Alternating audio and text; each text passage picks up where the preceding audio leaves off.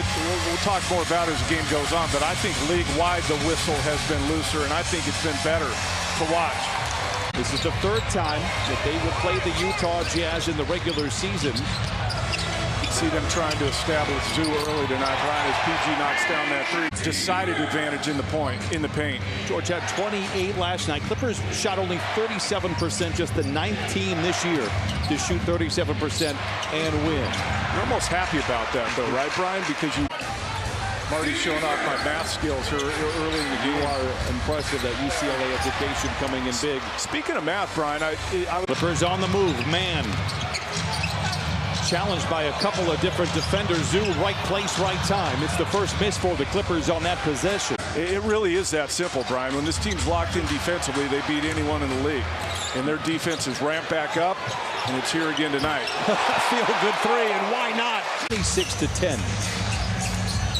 Another lead pass.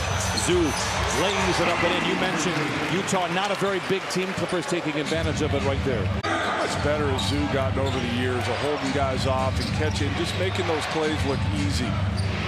Got to give him a lot of credit, because when he first came into the league, he wasn't as good at that side. Looks like a simple play, but it's not always, especially for young big guys. He had to do something on his own, but not rushing it, and just put something crazy up there, took his time, stepped through, easy finish.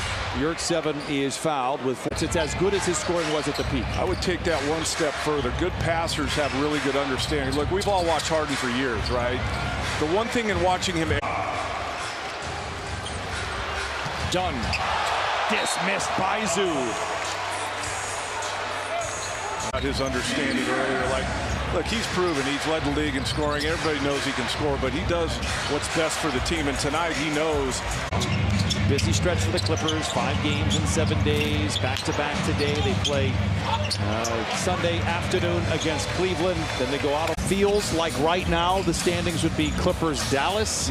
Don't rule Phoenix out. They've got a brutal schedule, including 2 against the Clippers. They can easily climb in if they handled their business, as Ivica Zubac lays it in.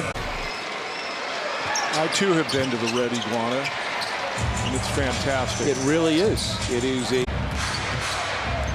Deontay George is out there for the first time since the 5-minute mark in that first quarter.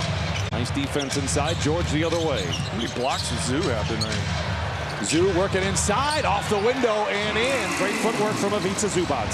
I mentioned in the first half, they just have to go after tonight. Let's assume they're going to win this one, which they're on their way to. All they have to do is go 3-2 the rest of the way to lock up that 4 seed. Donovan Mitchell not playing at least of late back-to-backs. There's a chance to bounce around and go in. I think that's important. You know, it's interesting. Kawhi is so good in that mid-post area, Brian, in that painted area. Has been the case all year long with Christina Pink reports. Ivica Zubac heads to the free throw line and knocks down the first of 2. She's a little nervous. I can see her out of the corner of my eye. It's going right to her head, the ego. There she is. I got them both, Christina. You're off the hook. He made 4 big ones. That's one area that has bothered me, is how the second and third units have closed out big leads. Tough pass again from Russ.